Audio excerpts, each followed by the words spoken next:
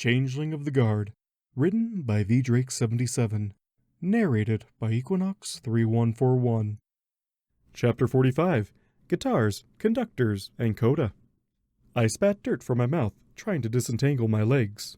Again. Sure, came the cheerful response. I had ingratiated myself to the element of loyalty at some point in this exercise. Oh, great joy of joys.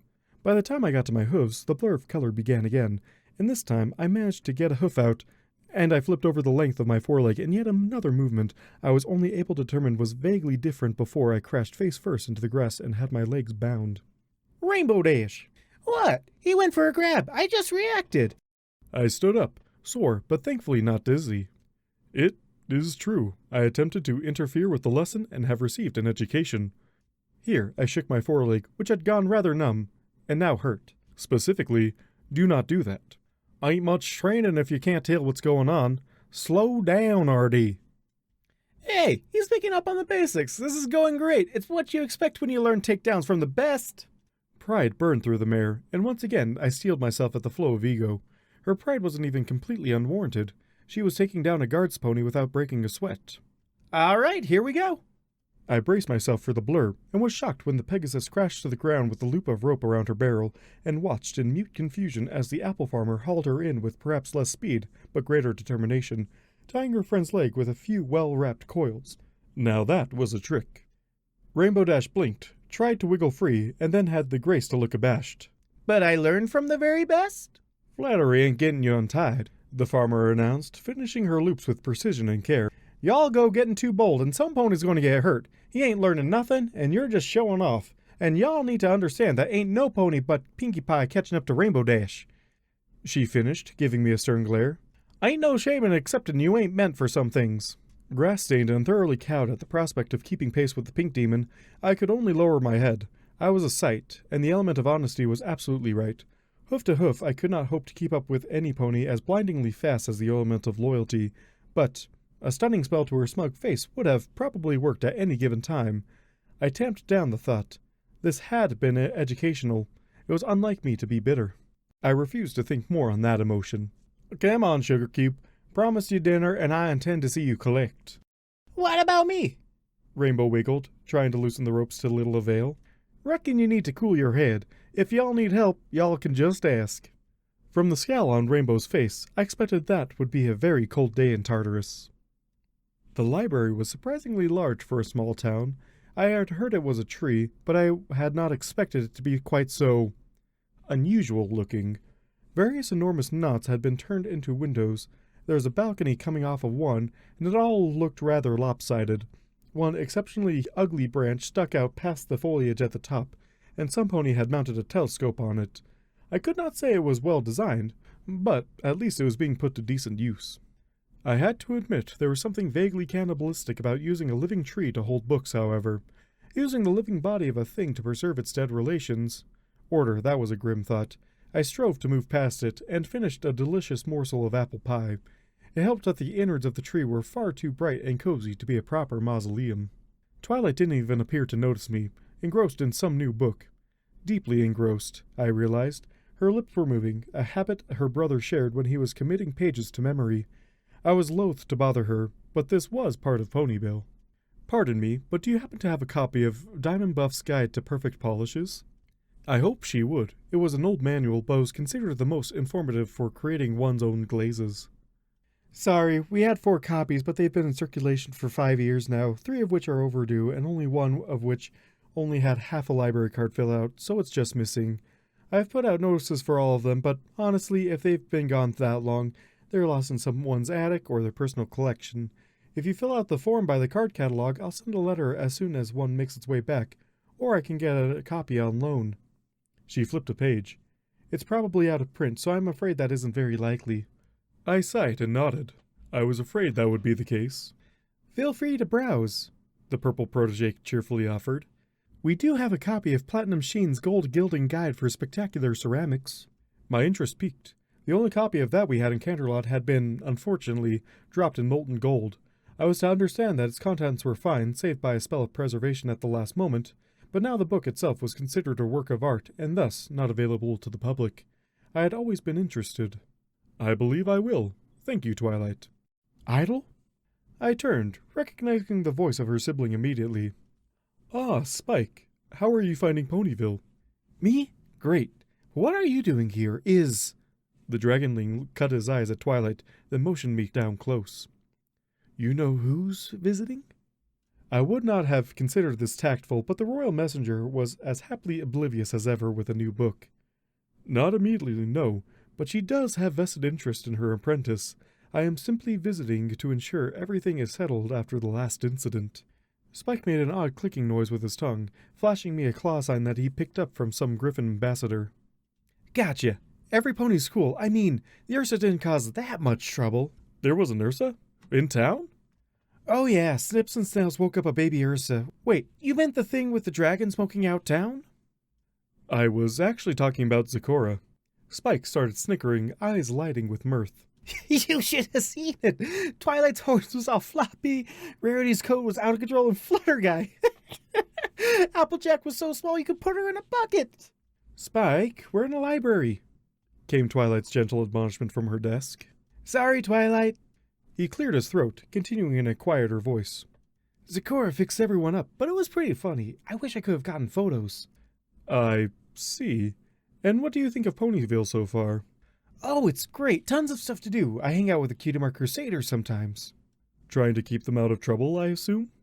Applejack had regaled me with several tales of the Crusaders' escapades, and it astounded me that the fillies and the town remained largely unharmed. Oh yeah, sure, all the time, the youngster eagerly lied. And then there's all of Twilight's friends, and then there's Rarity. I was quite taken aback by his sudden outpouring of emotion. Why, the young dragon was thoroughly smitten, but... Rarity, the dressmaker? The unicorn? Yeah, Spike confirmed dreamily.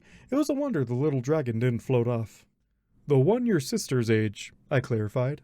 That knocked him out of it, and he scowled with all the fierceness he could muster.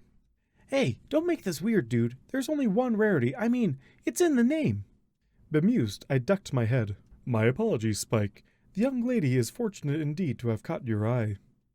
Well, I mean, she's amazing, but I haven't, told her. Order forbid, he was half her age. At worst, that revelation would lead to a broken heart, and at best, a wounded one. A few more years to harden his scales, though. I ruffled his head scales, and the dragon swatted my hoof away by reflex. She seems to be a smart mare. She'll figure it out. And, hopefully given time, so would young Spike. In truth, I could hardly believe that Ponyville even had a spa. Certainly Manhattan had them in abundance, and Canterlot had a few, but I'd never really seen the point. If I wanted a hot bath, I simply took one. But it was supposed to be good for stress, somehow, and if there was one thing I had acquired in abundance on this trip, it was stress. It would not do to bring it home with me. The bell tinkled merrily upon my entry, and the proprietors cheerfully welcomed me in what I assumed to be a reasonable facsimile of a French accent, but without the nasal intonation typically used for all such pronunciation in Canterlot. Still, it was much less grating on the ears, and I was not about to correct them. Bonjour, alors, welcome to the Latida, Ponyville's premier despa. We guarantee you'll be stress-free. The pink-coated one with the blue mane sang, while the blue-coated one with the pink mane only gave me a weak smile and an abashed shrug. How are we to help you today, sir? I am Lotus, and this is my musical sister, Aloe. If you are here for the first time, may we recommend one of our service packages? She motioned to a list, and I eyed them curiously. One grabbed my attention almost immediately. The royal treatment? But of course, Lotus agreed. A full steam, hoof-a-cure massage, and your choice of facial or clay bath. I had no idea what a clay bath even was, but, I realized, if I intended to recommend a place for the princess to relax, I would have to find out, and a good roll in some mud would be rather relaxing, I decided. It had been entirely too long since I had been covered in dirt. The clay was not what I had expected, but honestly not bad at all. Nowhere near as thick as what I traditionally work with for pottery, but with a pleasing scent to it that left me feeling relaxed and comfortably warm, as though I were in a changeling stew. I refused to let the concept ruin this for me, but there had been too much in my head for me to truly relax. The steams were pleasant enough, but one could only sit in a hot, humid room for so long, and when it had been time for a hoofacure, I had been told my hooves were almost pristine, gotten the briefest of polishes, and a somewhat embarrassed Lotus suggested I enjoy the clays while her sister prepared for the massage. I took a deep breath and sank into the muddy embrace of the clay soup, briefly allowing my pony shape to falter and feeling the heated clay water soak into my changeling joints, through the holes in my legs and around my wings. This, I decided, might actually be better than the cocoon. Luckily, I maintained the presence of mind to assume my normal form as soon as Aloe came to inform me that I could receive my massage whenever, though the flame of transformation had the side effect of creating a thin shell of changeling out of the dried clay. I took care to crush and return the clay to the bath as soon as possible, thankful it had not been noticed. The massage, unfortunately, did nothing for me. Monsieur, please, you must relax. The pink earth pony grunted, shoving her hooves into my shoulder. This much stress, it is unheard of. It should not be. She took a deep breath and jabbed both hooves into my upper back, trying to work what she had to think were bunched muscles. I have been rather relaxed, I informed her a bit testily. This had been going on for 15 minutes, and frankly, I was beginning to think massage was some pony insanity. The mare was compressing my shell under my disguise, and it did not feel particularly pleasant or unpleasant, simply a thing that was happening. Her focus on my back made breathing difficult, and I did not like it. She responded, and I found the spa pony trotting upon my back with all fours. Again, not an improvement.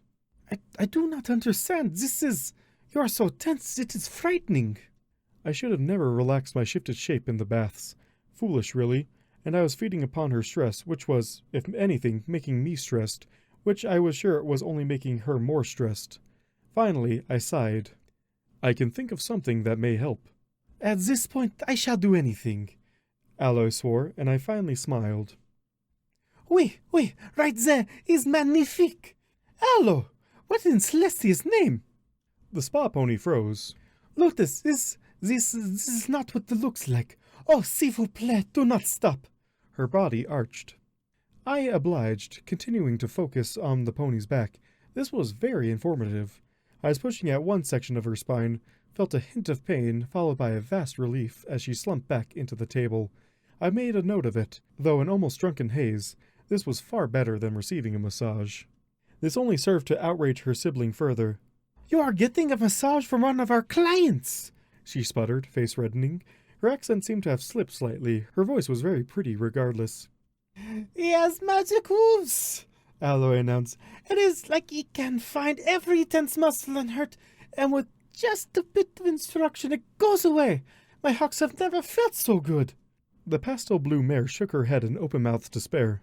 But, Mr. Hooves, I deeply apologize. This is absolutely unprofessional of her. I disagree. I find I do not much enjoy being on the receiving end of this.